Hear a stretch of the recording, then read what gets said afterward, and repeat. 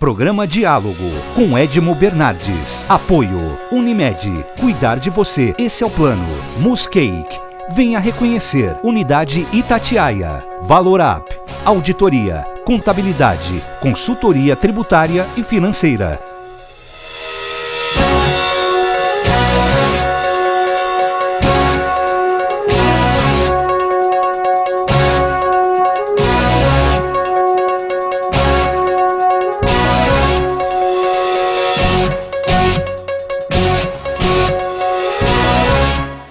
Olá, estamos iniciando mais um diálogo. O tema hoje é um tema muito legal, que é transparência. É um tema que o sonho de todo mundo tem em municípios, estados e União, todas as informações e que poderiam gerar a verdade perante a sociedade de uma maneira geral. Eu convidei o professor da USP de Direito, Dr. Gabriel Lochagin, muito obrigado, Gabriel, e o Lucas, o Vitor Jorge, que você falou Lucas antes da gente começar, eu fiquei com o Lucas na cabeça. O Vitor Jorge, que é do Comitê de Transparência. Ô Vitor, obrigado. Obrigado você. Por nós podermos conversar. Eu acho que é o sonho, né, Gabriel, Vitor, de qualquer cidadão, qualquer imprensa livre, qualquer oposição a qualquer governo, mesma situação, ter a informação, né? Eu acho que é o sonho de todo mundo. Sem dúvida, a informação precisa estar disponível para todos aqueles que queiram buscá-la. As universidades, as instituições da sociedade civil, OAB, associações profissionais, etc. E o cidadão individual precisa ter condições de acessar informações que para ele são importantes. Ou seja, todas essas informações precisam estar em algum grau disponíveis para o cidadão.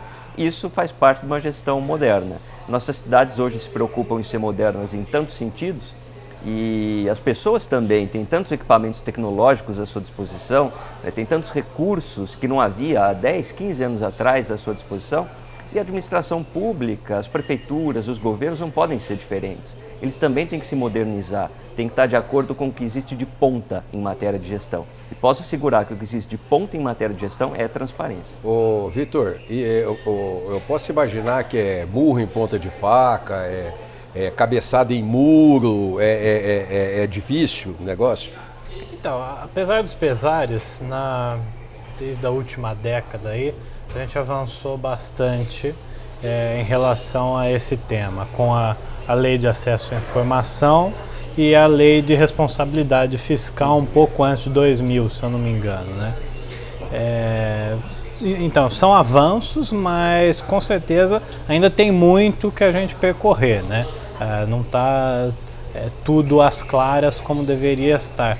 Porque uma coisa interessante que eu gosto sempre de repetir é que você dar publicidade não quer dizer você ser transparente necessariamente, né? Então, a transparência pura e didática é uma utopia ainda que a gente tem que seguir. Mas esse pacote que a gente nunca entende de divulgação de alguns dados, e você tem toda a razão, né? Não adianta você oferecer alguma transparência se ele está difícil, não dá para você abrir o pacote todo. Esse pacote ele é antigo. Esse pacote é antigo. Vieram leis atrás de leis, governos atrás de governos, dizer não, nós vamos colocar tudo, nós vamos divulgar tudo, mas nunca esmiuçado, né? Nunca detalhado. Ele sempre vem algum pacote que você não consegue tirar item por item. Aliás, foi até tópico de uma... Gabriel, fica à vontade para entrar na conversa. Não é monólogo isso aqui não. Estou ouvindo, Vitor, tem considerações interessantes. Foi até tópico de uma conversa nossa ontem, né? Que aí você pode dizer melhor que eu, que leis existem de montes para a transparência e para a melhoria dela, mas o que falta é a gente... Se a gente acessar um site hoje de qualquer prefeitura, a gente encontra várias informações. Então tem ali relatório de gestão fiscal, tem contratos da administração, mas primeiro, às vezes falta informação se aquilo é completo ou não. A gente não tem muita clareza com relação à totalidade dos dados. Então pode ser que tenha faltado alguma informação. É como se eu dissesse assim, o Estado constitucionalmente tem que oferecer educação, mas não fala a qualidade da educação. Não fala a qualidade Exatamente. da educação. Então coloca um dado na internet. E aí você sabe quanto que a prefeitura, por exemplo, está gastando, quanto está arrecadando, mas você não tem informações muito precisas, por exemplo, do que ela pretende atingir, de que resultados são, fora o fato de que essa informação às vezes é muito complexa. Mesmo um especialista que entra nesse sistema de dados, às vezes encontra números tão intrincados, né, que são difíceis de decifrar. Isso para não contar, por exemplo, empresas estatais, aí o buraco é mais embaixo realmente. Né? Por quê? Tem um volume muito grande de recursos que elas gerem, só que muitas vezes elas são administradas como uma empresa privada. Então elas não têm nem a divulgação daquelas informações que são típicas do poder público. Mas normalmente essas empresas não são SA? São SA, justamente. Mas o balanço, só que justamente por isso é que elas contam com algumas garantias de sigilo, proteção de dados. Então, os balanços são diferentes. Isso torna, por exemplo, a divulgação desses dados muito dura para o cidadão comum entender, e mesmo para os especialistas. Daí a importância, por exemplo, de um comitê de transparência ou de grupos que decifrem essa informação e que passem, então, dados mais confiáveis e acessíveis para todos. Eu acho que é bom também desmistificar tudo que o PT fez de errado no Brasil, mas quem aparelhou de fato a Polícia Federal no Brasil foi o PT, e quem fez a Lei de Acesso à Informação também foi o PT. Muito embora o próprio PT tentou mascarar a Lei de Acesso da Informação e hoje então nem se fala. Pegando o gancho aí do Gabriel, né, eu acho que a gente tem fatos no mínimo interessantes sobre a divulgação dos dados. Uma coisa que ele citou aí, as empresas, principalmente as SAs, muitas vezes para você tomar uma decisão gerencial, a qualidade dessa tomada de decisão é muito mais alta quando vocês têm tempestividade dos fatos, né? E precisa ser rápido, exatamente, ser ágil, esse fato precisa chegar até você. você. E muitas vezes os dados que a gente tem de lei de acesso à informação ou de gestão pública no geral são dados de 2 anos atrás, não é uma coisa de um dia antes, como acontece, por exemplo, nos Estados Unidos, que até conversamos ontem também, né? Por quê? Como é nos Estados Unidos? Nos Estados Unidos, se você está numa determinada faculdade, você vai fazer uma pesquisa. Primeiro que a grande maioria dos dados estão dispostos lá para consumo de uma maneira muito ágil por APIs ou programas XML e tudo mais. E esses dados, normalmente, eles são de até um dia para trás. Ou seja, o grau de tempestividade é muito alto. É basicamente instantâneo, é isso que você quer dizer? É basicamente instantâneo. Quer dizer, comprou uma passagem de ônibus, já está lançada lá basicamente instantâneo. Hoje nós temos alguns bons exemplos, que infelizmente são poucos, mas tem alguns programas, por exemplo, do governo federal, né, que acaba tomando a frente de algumas iniciativas de transparência, que já tem ali a informação instantânea sobre a despesa. Então tem, por exemplo, um programa que é muito criticado, e ele pode ser criticável por alguns aspectos, mas sob outros ele é bastante transparente. Lei Rouanet, por exemplo. Então, por exemplo, alguém que recebe um benefício da Lei Rouanet já lança automaticamente no sistema, você consegue saber. Até por isso ele é tão polêmico, né? Porque as pessoas conseguem acompanhar em tempo real o que está sendo feito com o dinheiro. Mas essa é a vantagem. E essa é a vantagem. O problema da Lei Rouanet é para quem a finalidade do negócio. Exatamente. E a gente consegue criticar a aplicação dos recursos justamente porque ele é transparente. Veja a importância, então, da divulgação desses dados. Tanto que chama atenção, né? Chama atenção por uma vantagem, né, na verdade. Outros programas talvez tenham desvios ou má aplicação de recursos ou coisas questionáveis até em maior grau. Ninguém fica sabendo, né, porque não tem o mesmo sistema de acompanhamento de dados.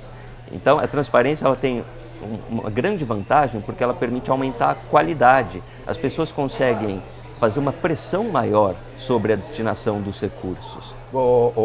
Vitor, tomando por base, por exemplo, esse fato do BNDES, por exemplo, eu acho que o Bolsonaro não deve dormir, ele não deve fazer sexo com a esposa dele enquanto ele não descobriu o que o PT fez com o BNDES.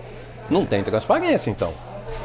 Agora que, depois da breve gestão do Joaquim Levy, né, que começaram a soltar alguns dados de quanto... Mas que foi fritado também o Joaquim Levy. Foi, mas assim, acho que inadequadamente. Sim. Um excelente gestor e tudo mais. Mas o Bolsonaro queria, segundo o Bolsonaro, ele não estava fornecendo as informações de transparência. Sim.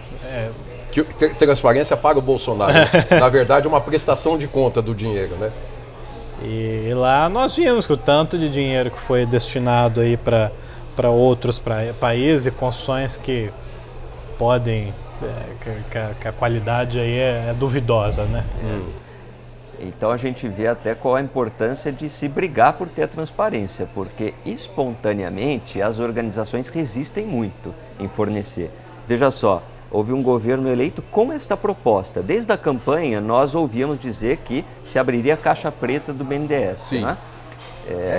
Era o sonho do Bolsonaro. Se mudou a gestão do BNDES, espontaneamente o BNDES não forneceu as informações, Sim. porque talvez, não se sabe direito o que aconteceu, mas as informações precisariam ser trabalhadas, etc, etc. Talvez com a pressão externa da sociedade nós conseguiríamos ter um esforço maior para agilizar esse processo de liberação de informações. Eu vi no Twitter do Flávio Bolsonaro semana passada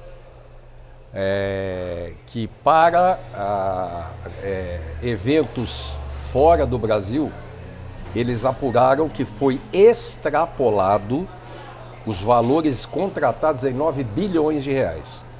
Eu não sei, ele não dá detalhes de onde foi tirado esse número, como nem por quê. Mas foi de obras e que extrapolaram. Se o negócio era 100 aqui, 200 ali, não sei o que lá, somando tudo, e no período dava 9 bilhões de reais a mais.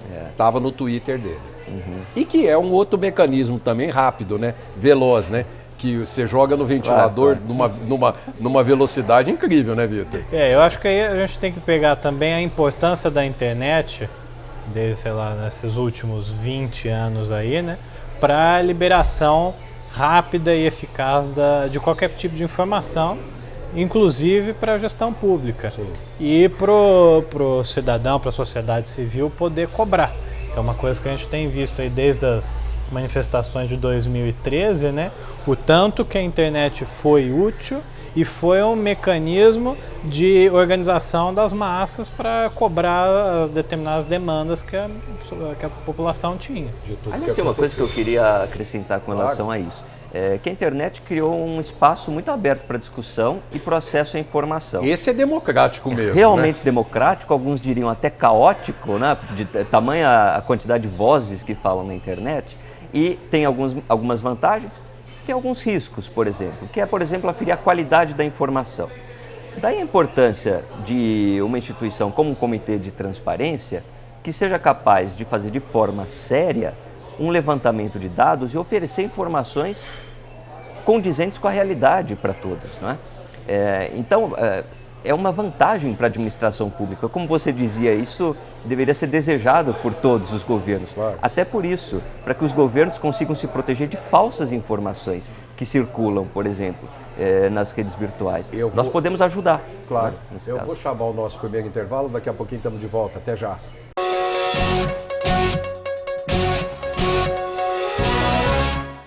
Unimed Ribeirão, o plano que abre as portas do hospital mais inovador da região, de um dos centros cirúrgicos mais seguros do país, do Centro de Cardiologia e Neurologia com tecnologia de ponta, que abre as portas de uma UTI com equipe altamente qualificada, de um avançado centro de diagnóstico, que abre as portas para uma equipe multidisciplinar, além de uma moderna hotelaria. Unimed Ribeirão, de portas abertas para você e para a saúde da sua família.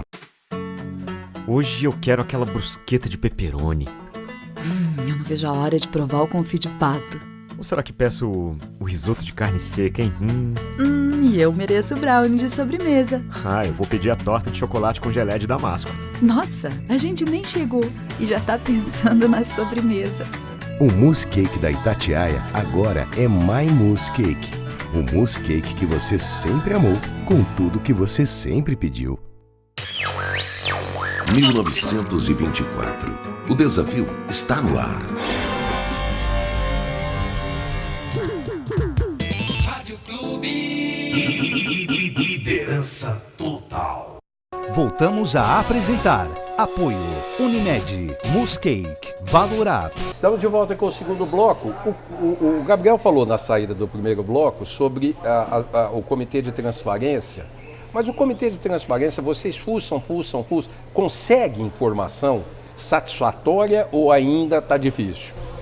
Então, assim, vamos recapitular um pouco, né? Eu acho que o ideal seria que não tivesse necessidade de existir um comitê da transparência, né? Como o Gabriel está dizendo, a transparência devia ser algo buscado por todos os gestores e com certeza eles poderiam fazer um uso excelente aí em questão de campanha para os mesmos, né? Mas como não é assim ainda, nós criamos o conselho, o Comitê da Transparência, boa parte capitaneado pelo Instituto 2030 e hoje com mais 14 entidades representativas aí de Ribeirão Preto.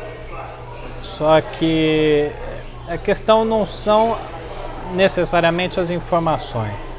Acho que as informações elas estão lá, como a gente disse. Acho que o pulo do gato desse comitê foi juntar gente que tem o mesmo interesse e que sabe de alguma maneira consumir esses dados e traduzi-los para a população, além de fazer cobranças incisivas aí na gestão pública. E modéstia à parte, a gente tem tido razoável sucesso aí. Acho que tem várias frentes que o comitê pode atuar. E o Vitor é uma liderança no comitê, inclusive assumiu a presidência, né? Por exemplo, existe a frente de oferecer informações de consumo imediato da população. O que é isso? Então, a pessoa quer saber, por exemplo, quanto é que está sendo gasto no contrato com merendas ou pavimentação de ruas. Temas do cotidiano. Isso precisa estar à disposição, precisa ser claro, precisa ser uma informação segura. Existem outros dados que, por sua vez, são mais complexos do que isso. Eles não são tão facilmente compreensíveis, eles precisam de algum trabalho técnico, mas eles podem revelar algumas informações importantes sobre a gestão. Então, por exemplo, no acompanhamento de atos de gestão, tem medidas governamentais que aparentemente contradizem algum detalhe técnico da legislação. O interesse do comitê não é ficar discutindo minúcias ou aspectos puramente burocráticos, mas investigar o que é que houve, não é? Por que essa falha burocrática ocorreu? Foi um erro do gestor ou ela indica um processo de fundo, ou seja,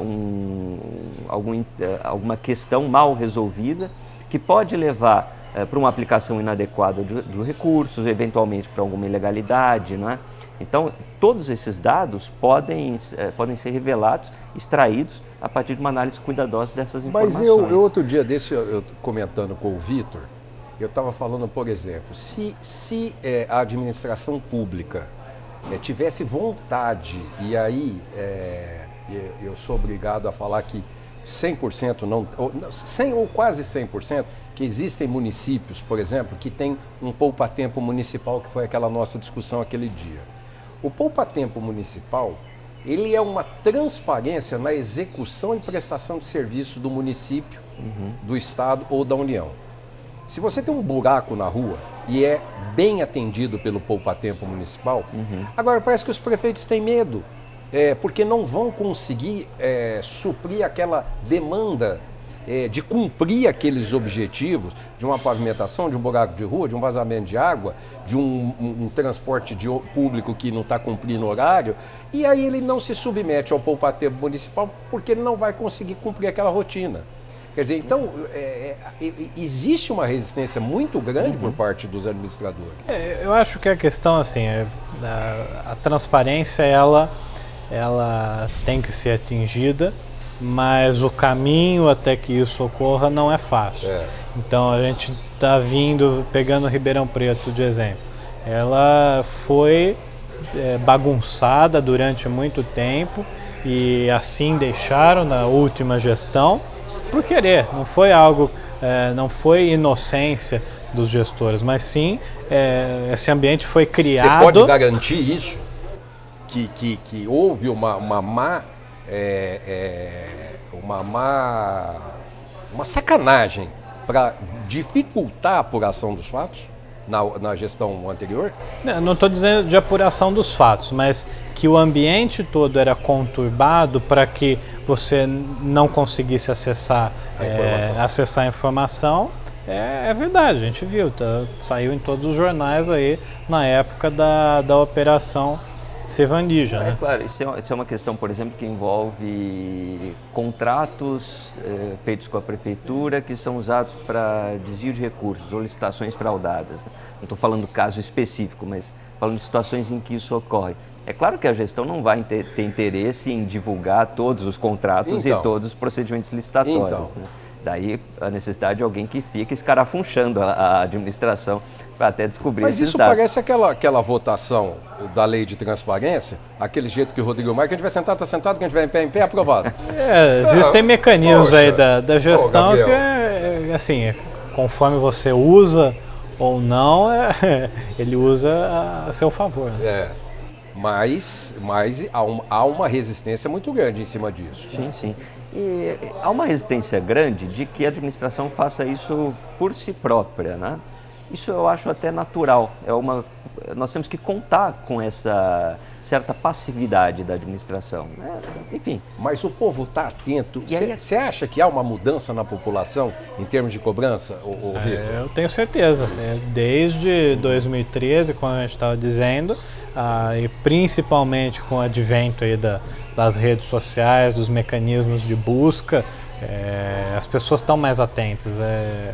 Hoje a gente tem os chatos, né, que no bom sentido da palavra, claro, que ficam lá cutucando, escarafunchando e buscando informações e cobrando. Porque no final das contas é aquela velha máxima, né? É o nosso dinheiro. Ô Gabriel, você acha que muda sem a pressão da população? Não muda assim a pressão da população. Mas eu acho o seguinte... População que eu quero dizer não é o povo só, isso. Mas é do Comitê de Transparência, é o que eu diria. É de instituições que estejam voltadas para isso. Você está absolutamente correto. Porque população é um grupo muito grande, né? Existe a massa desorganizada, que somos nós individualmente, temos várias tarefas no nosso dia a dia. Mas o WhatsApp organiza a gente. Organiza, tem o horário da família, passeata, etc. E cada um fiscaliza o que achar que deve, né? Mas as pessoas, a população, são também grupos organizados da sociedade civil. Associações profissionais, né? Temos várias. No comitê há várias. Grupos de estudos. Grupos de estudos, de pesquisa, a universidade, a imprensa, com seu papel de divulgar a importância desses fatos. A sociedade é muito complexa e quanto mais grupos nós criarmos interessados em transparência, não precisa ser o mesmo grau de interesse, mas quanto mais grupos nós criarmos interessados em transparência, maiores são as chances de que nós tenhamos governos mais comprometidos com a coisa pública. Mas onde nós temos 210 milhões em ação, provavelmente nós vamos ter gente para mexer em vários setores, em vários objetivos. Quando a gente falou da Lei Rouanet, serve para, por exemplo, o que foi feito com a imprensa, que é dirigir determinadas verbas com alguns objetivos, né? Então, a Lei Rouanet particularmente buscava apadrinhados, afiliados. Foi o que a gente pôde apurar por aí na grande maioria. Já a distinção da mídia era para fechar a boca, calar a boca em benefício de sujeiras e sacanagens que pudesse acontecer no governo. Então, a questão da Lei Rouanet, ela é uma coisa que foi muito veiculada aí, na minha visão, de uma maneira um pouco equivocada. Nós pegamos fatos isolados, não estou dizendo que foram fatos que não tiveram a sua importância, mas a Lei Rouanet foi um projeto de lei que deu muito certo durante muito tempo. Sim. E com certeza, acho que, como o Gabriel disse, é um dos melhores exemplos aí de transparência. De acompanhamento em tempo real. Então, mas exatamente. É um dos melhores objetivos, só que nós temos a capacidade de lá sacanear o objetivo que seria, teoricamente seria bom. Bom, nós falamos Ribeirão Preto aqui 2 vezes. Vitor, nós temos agora, semana que vem, um evento importantíssimo em Ribeirão Preto, falando de Ribeirão Preto, que é o Fórum da Transparência. Conta para nós um pouco como é que é, até para o público se pode participar, como e Claro. etc. Então, o Fórum da Transparência vai ser o primeiro... Acertou. Vai ser o primeiro evento organizado pelo Comitê da Transparência. Esse fórum vai acontecer nos dias 25 e 26, na sede da OAB aqui em Ribeirão. Jardim São Luís, quem não sabe onde é a sede da OAB, lá no Jardim São Luís. Então, todos Cavaleiro Torquato convidados. Rizzi. Todos convidados acho que vai ser um ambiente aí que promete, né, Gabriel? Vários especialistas em transparência. Cita aí, nós vamos ter 2 dias, as bancas, o prefeito vai estar lá. Sim, o primeiro dia a gente vai fazer até a abertura, mesa com o prefeito municipal, o senhor Duarte Nogueira, presidente da Câmara, Lincoln Fernandes, o presidente da OAB. Sim, há vários especialistas. Dr. Luiz Vicente Corrêa, uma figura fantástica. Sim, e tem um chefe de gabinete da Controladoria Municipal de São Paulo também, do município de São Paulo, que vai estar presente, além de outras presenças ilustres. Sim. Depois a gente te passa o release certinho com todos os nomes aí, porque são vários. Na verdade, eu vi o release, se você tiver aí pode até pegar, porque vão ser 2 dias dedicados. Não é para botar a faca em ninguém, mas é para falar de transparência. Não. Aliás, esse é um preconceito que precisa ser vencido com relação a quem trabalha com transparência. Né? De que, por exemplo, que são fiscais buscando irregularidades ou buscando crimes e que estão lá preocupados em apontar o dedo. Na verdade, a principal função é colaborar com a gestão. É fornecer, às vezes, elementos que o próprio governo tem dificuldade de obter. Avaliação de resultado de política pública. Quem consegue avaliar um programa de transportes melhor que o usuário de transporte? Sim, claro. Que é quem sabe se o ônibus está funcionando ou não, né? Claro. E, às vezes o governo, até pela administração ser muito burocrática, não chega a ter esse dado, né? Então a função é contribuir realmente. A real função do fórum, né? Exatamente. É debater, criar ideias para que a gente avance. Não é botar a mão na cara de ninguém. Lembrar que esse fórum é composto por 15 entidades, coordenado por 15 entidades, que está a OAB, Associação Comercial e Industrial, Sinduscom, e tanta, o Ribeirão Instituto 2030, Ribeirão 2030, Nexus, o grupo de pesquisa o grupo de pesquisa da USP, da Faculdade de Direito. E agora vamos aos nomes aí. Então, no primeiro dia, temos na mesa o prefeito municipal, presidente da Câmara, o promotor de justiça Leonardo Romanelli, Marlon Reis, que é um ex-magistrado e um dos idealizadores do movimento Ficha Limpa, tá? Isso é no primeiro dia. No segundo dia temos Luiz Fernando de Camargo Prudente do Amaral, chefe do gabinete da Controladoria Geral de São Paulo, o presidente e assessor administrativo do Conselho Municipal de Transparência e Controle Social de Londrina, Albert Silva Pereira e Francesca Amaral. Que são do Controle Social de Londrina. Gabriel, para encerrar. Para encerrar, eu gostaria de convidar toda a população para que participe do fórum que está sendo organizado com muita atenção para todos aqueles interessados em entender mais o processo de transparência do município. Acredite, é em benefício da cidade de Ribeirão Preto e todos têm muito a ganhar com a sua participação. Eu quero agradecer o Vitor Jorge, o Gabriel Lochaguin. Depois do comitê, nós vamos dar uma analisada nisso, nós vamos voltar nesse anúncio para falar em ganhos, porque nós temos muito a capitalizar de resultado desse evento, tá bom? Até semana que vem, até lá. Programa Diálogo com Edmo Bernardes. Apoio Unimed. Cuidar de você. Esse é o plano. Muscake. Venha reconhecer. Unidade Itatiaia. Valorap. Auditoria. Contabilidade. Consultoria tributária e financeira.